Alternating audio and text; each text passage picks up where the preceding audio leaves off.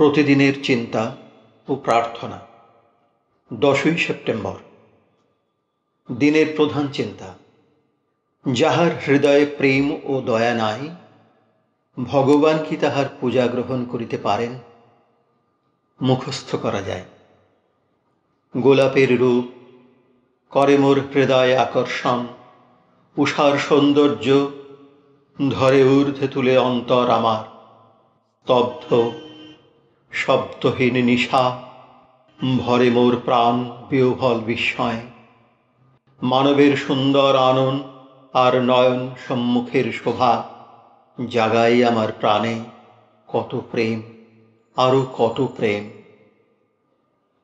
উপদেশ, তুমি যখন ভাবো যে অন্য সকলে কর্কশ এবং তোমাকে বিরক্ত করিতেছে, তখন মনে রাখিও যে ওই সকল ভাব তোমার নিজের ভিতরেও আছে। তোমার আপন হৃদয়ে যখন কেবল ভালোবাসা ও শান্ত ভাব থাকে, তখন অপরের কর্কশতা তোমাকে স্পর্শ করিতে পারে না। নিঃস্বার্থপরতা সত্যই এক অপূর্ব জিনিস, যদিও তাহার বর্ণনা সম্ভব নয়। তুমি যখন যথার্থ নিবেদিত হইয়া ভক্তির সঙ্গে শ্রী ভগবান এবং তাঁহার সন্তানদের সেবা করো, তখন তুমি নিজেকে ঊর্ধ্বে তুলিয়া লও। তোমার হৃদয় যখন প্রেমের আলোতে দীপ্তিমান, তখন তুমি নিজের যোগ্য কাজ এবং যোগ্য কথা বলিবার শক্তি লাভ করো। তোমার কর্ম ও পূজা তখন ভগবানকে নিবেদন করিবার যোগ্য বস্তু হয়।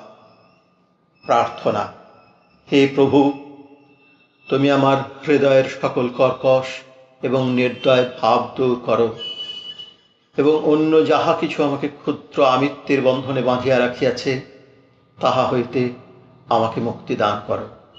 আমি যেন তোমার সকল সন্তানকে ভালোবাসি এবং তাহাদের যথারীতি সেবা করিতে পারি। আমি যেন সর্বদা যাহার যাহা প্রয়োজন তাহা মিটাইতে সাহায্য করি এবং আমি যেন কখনো কোনো জীবজন্তুর প্রতি বিমুখ না হই।